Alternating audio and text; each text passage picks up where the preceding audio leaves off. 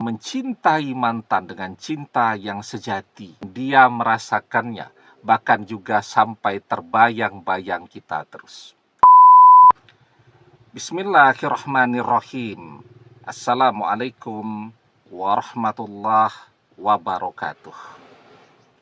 Bapak-bapak, ibu-ibu, mas-mas, mbak-mbak, khususnya adik-adikku sekalian yang dirahmati Allah dimanapun Anda berada.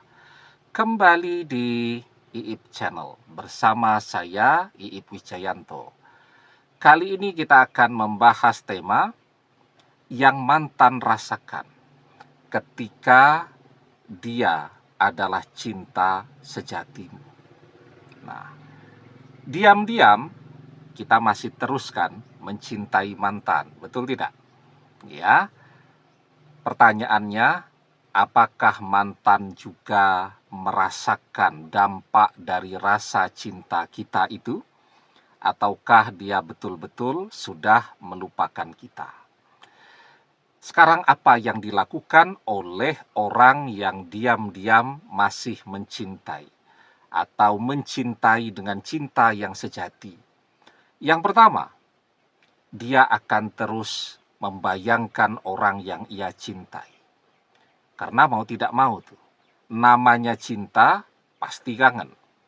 Kalau kangen, tidak bisa ketemu, ngobatinya tentu dengan membayangkan orang yang dicintai. Ketika kita membayangkan mantan, seperti yang sangat sering kita bahas, itu akan memberikan dampak kepada mantan secara langsung. Ketika kita membayangkan, maka antara pikiran kita dan pikiran mantan langsung terkoneksi. Itu penelitian Profesor Digby Tatum dari University of Sheffield tentang interbrain, koneksi pikiran. Cara kerja pikiran manusia, kata beliau, itu seperti halnya wifi. Saat kita memikirkan seseorang, otomatis pikiran kita dengan pikiran orang yang sedang kita pikirkan itu langsung terkoneksi. Intuisi dia memahami, menyadari, mengerti jika kita sedang memikirkannya. Mungkin kita punya pengalaman interbrain ini, koneksi pikiran. Ya, contoh sederhana yang paling gampang itu dengan orang-orang yang terdekat dalam kehidupan kita, sehingga kita bisa ngecek betul tidak ada koneksi pikiran antara kita dengan mereka. Ya, jadi contoh sederhana kalau kita sudah merantau nih, kita sudah berada di luar kota, apakah untuk kuliah, apakah untuk bekerja, dan seterusnya. Jauh dari kampung halaman, otomatis kan jadi kangen. Nah, karena faktor kesibukan kita, mungkin beberapa hari kita tidak sempat untuk memberikan kabar kepada keluarga di kampung halaman. Tetapi selama kita beraktivitas, sesibuk apapun kita, yang muncul di dalam benak kita selalu wajah keluarga kita. Orang tua, kakak-kakak, adik-adik, dan seterusnya.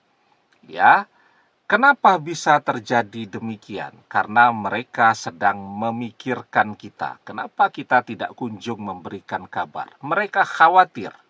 Ya, tapi juga pada sisi yang lain, mungkin mereka mau menghubungi duluan. Mereka berpikir bahwa kita sedang sibuk. Nanti tidak mengganggu kesibukannya. Nah, maka jadilah mereka memikirkan kita sehingga membuat kita jadi kepikiran mereka saat kita menghubungi mereka. Misal telepon, apa kata saudara kita di kampung halaman? Kamu berapa hari tidak ngasih kabar? Kami jadi kepikiran terus tentang kamu. Nah, itu kan tanda bahwa koneksi pikiran itu bahkan sangat sering kita alami. Ya,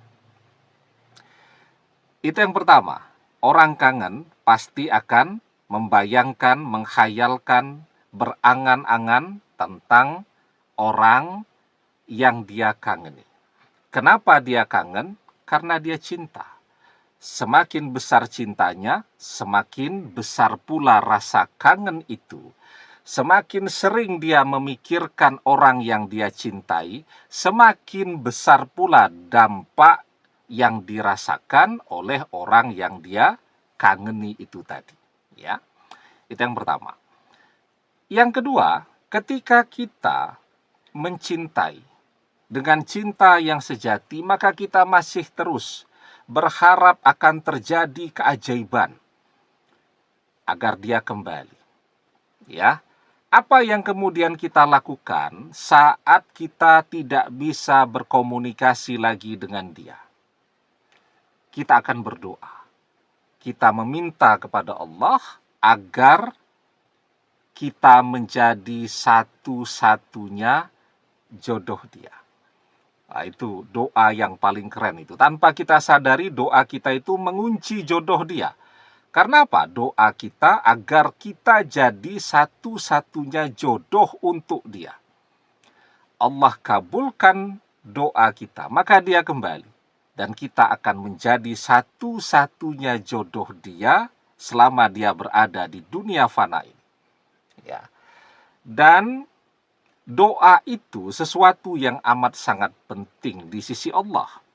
Laisa sayun akroma 'alallahi ta'ala minad doa. Tidak ada yang lebih penting di sisi Allah daripada doa.